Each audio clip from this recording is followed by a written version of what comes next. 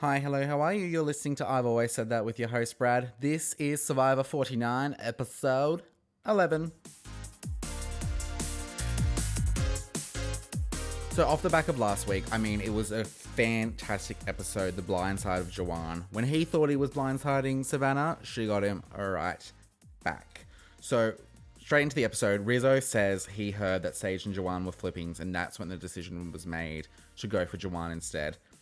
Christina basically did not need to play her idol whatsoever. It got idealistically flushed. Like, she just was completely in the dark. And Rizzo's intention with the fake idol was to convince her to play hers. But he didn't even need to.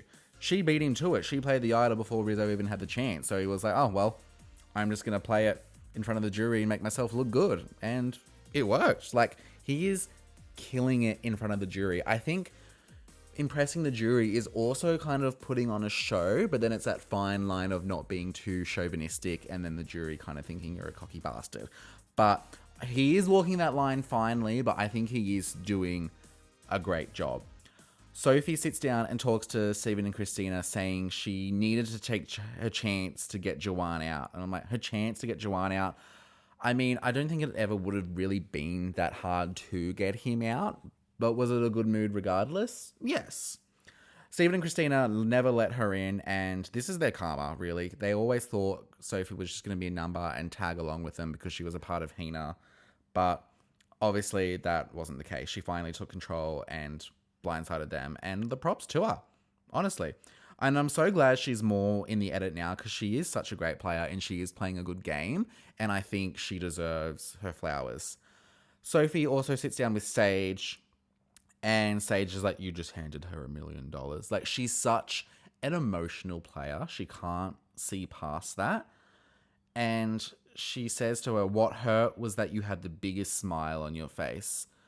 And I'm like, well, I'd be smiling too if I pulled off a great blindside. Like, it's not personal. It is just the game of Survivor. And I think that's just that's just the way Sage is playing it. She's playing a personal, emotional game.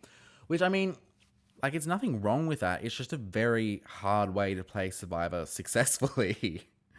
It's just very powered by emotion in this game. And I think that can now be a dangerous thing for Sophie. Like, if she's just going all guns are blazing at any cost to get Sophie out, that is a very dangerous thing. So it's a new day, and Soph is very aware that she is number 3 in the trio. And she knows at some point she's going to have to turn on Rizzo and Savannah. And I'm so glad about this. I feel like in situations like this, when there is like a core group, no one wants to turn on each other because they don't want to be the first to make a move when they actually know that they're at the bottom of that group. So I'm really happy to see Soph actually using her brain and being like, I can clearly see that I'm at the bottom of this 3. I don't want to sit next to them at the end, so I know I'm going to have to put things in place to be able to get them out soon. Soph goes to Sage saying that she's down to make a big move to get Savannah and Rizzo, but Sage doesn't trust like a word she's saying.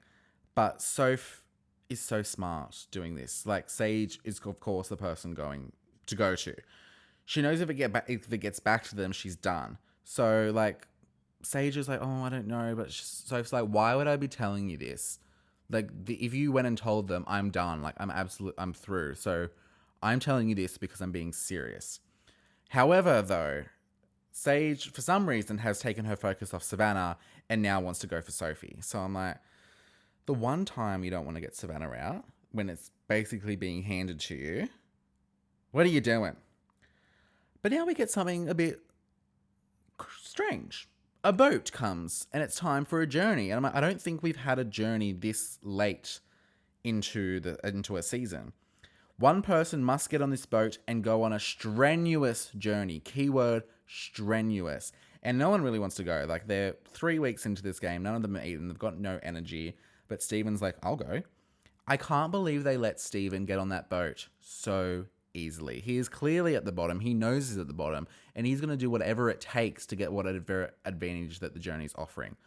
They're stupid. They're dumb. Like, what are you talking about? I'd be so nervous if I saw Steven get on that boat. But me personally, I'd see strenuous and I'd be like, nah, not for me. Couldn't be me. Someone else please do it. Sophie's annoyed that they let Steven go. And I'm like, well, you should have gone. You're a challenge beast. You should have gone.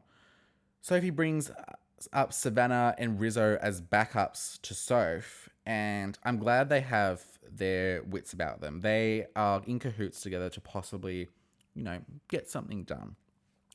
On Steven's journey, what he has to do basically, he's going to get taken to an island. He has to run around the entire island and get a combination code to unlock the advantage, basically. So he gets all the way around the island. He has to memorize what order the numbers are in, has to come back, unlock the big pole, and then whack the pot that's overhanging the water.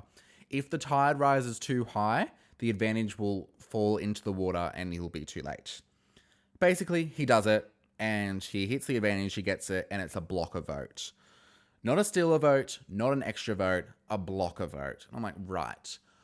I'm sure they've had a blocker vote in the past, but I can't remember how it was used and if it was used successfully. It's not the most exciting thing, but advantageous nonetheless, obviously.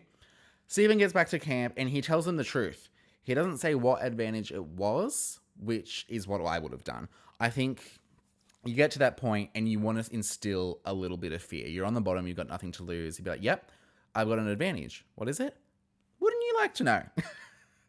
However, now that he's told everyone, Soph, with the knowledge is power advantage, can steal this advantage if she wants to. And I'm like, okay, so Soph now has options to take Rizzo's idol or Steven's advantage. Rizzo says straight up to Steven that he thinks he's got a vote steal. And Rizzo is so incredibly paranoid and he now wants to work with Steven. So he's just fallen right into Steven's plan, basically. Like, he could have been lying. He could have actually, not completed the journey challenge and lost his vote and have no power at all. I think it's a bit of a bad move for Rizzo. I get he's trying to cover all of his bases. But this is the one time where I'm like, Rizzo, I don't think you should have done this. And also he's convinced that Steven's got to steal a vote, which is, I think, better than a blocker vote, because then he's thinking that Steven could possibly have 2 votes. So it's a lot going on.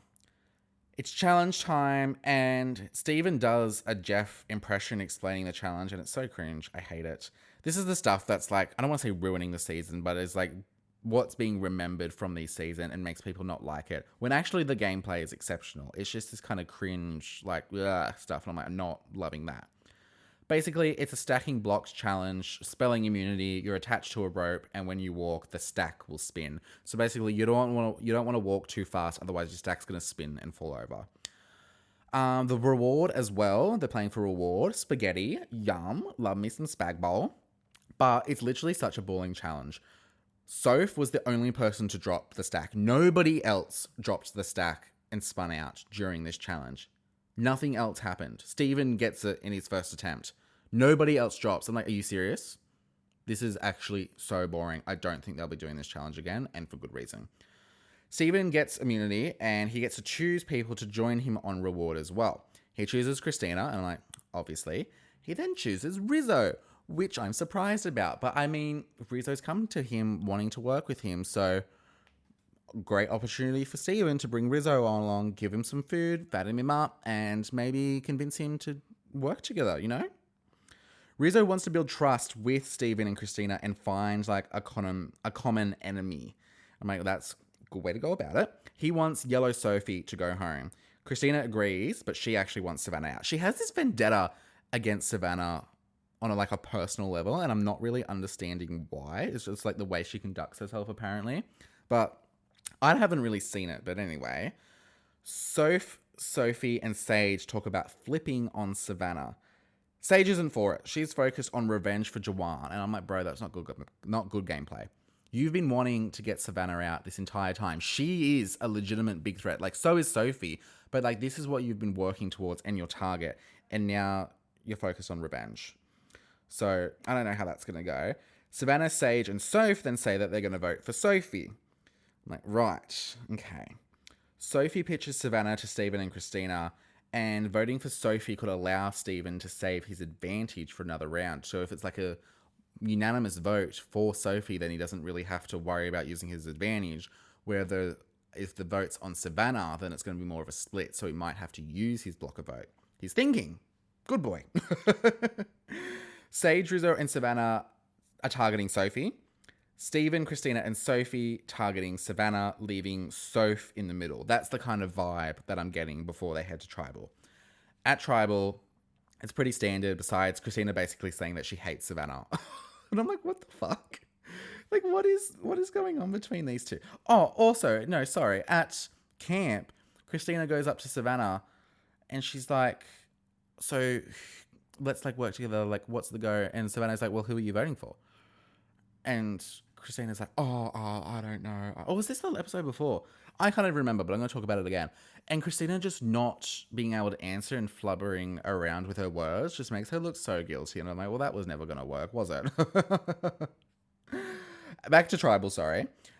Jeff asks advantages or idol. Rizzo does not play his idol again. I'm like, how does someone have such an obvious idol and no one flushes it successfully is crazy to me. Or they get scared and play it themselves. I don't know. The votes come out. Savannah, Sophie. Unanimous vote for Sophie. Sophie is voted out. I did not expect it to be unanimous. When I saw that, I was very surprised. She is voted out, and then we are left with 6 castaways left.